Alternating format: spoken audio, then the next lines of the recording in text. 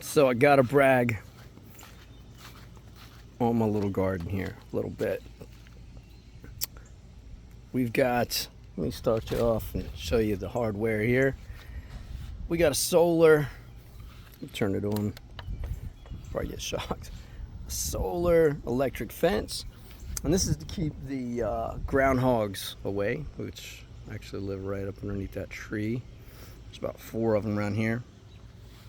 Anyway, so we got it running along the edge here. So if they get close and try to dig under, they'll get a nice little surprise. And then we got it at the top in case they try to climb. And yeah, we've got cucumbers going on here. Nice, beautiful cucumber coming in there. Got one there. Got some smaller ones coming in a little staggered over here, but they'll grow up. Looks like we got some peppers already going on over here, but we got Tabasco. I think there's some jalapenos in there. Got some California Wonders.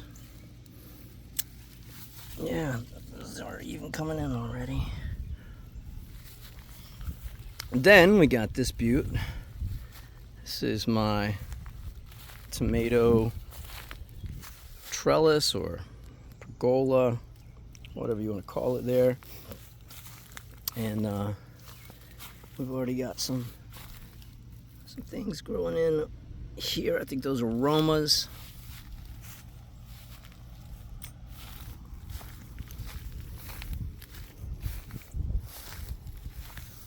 Got some cherry tomatoes growing in too.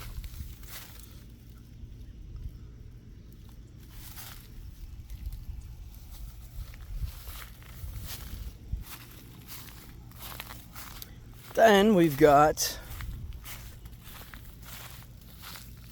some beautiful watermelon. There's one nice and big there. We got another one growing in over here. And then we got some babies trying to come in here.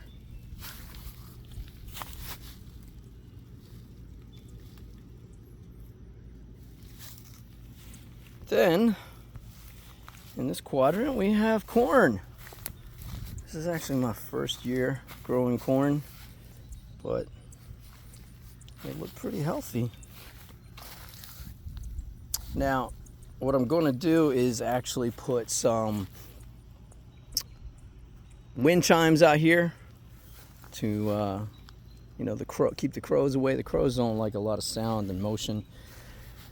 And another trick that I have discovered is they also don't like reflections. So I'm going to come out and hang some CDs, and they don't like to actually fly towards something that's going to blind them. And so we're going to hope that works in keeping them out of our corn this year. And then over here we've got some cabbage. Cabbage is looking pretty good. Now it does look like I've got some looper worms and some other pests going on, but I'm addressing it now. I am dusting them at the bottom here with some diatomaceous earth, and then these I just put in are going to make like a little hoop house where I'm going to put some mesh netting and keep the pests off of it for good.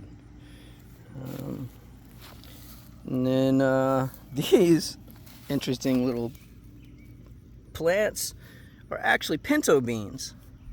I left some pinto beans soaking overnight, left over from a batch that we'd cooked, and in like 2 days they had little sprouts on them. So I thought, well, let's put those in the ground and see what they do. And evidently you can make your own pinto beans or grow your own pinto beans out of store-bought pinto beans. But yep, so this is my little garden. And then what I've got here is, this is actually black plastic and straw, and underneath this, we have soaker hoses.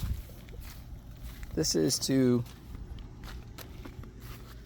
make sure that we get plenty of moisture underneath it. And then what we're going to do with this is, right now it's running to a garden hose, but we're going to run it a little spigot to this rain barrel. And then as it captures the rain, it'll also just kind of drain right down into the soil and keep it nice and moist. And what we do is we just keep a little screen on it here to make sure we don't get any leaves and stuff like that in it. But there it is, my my little fenced-in garden.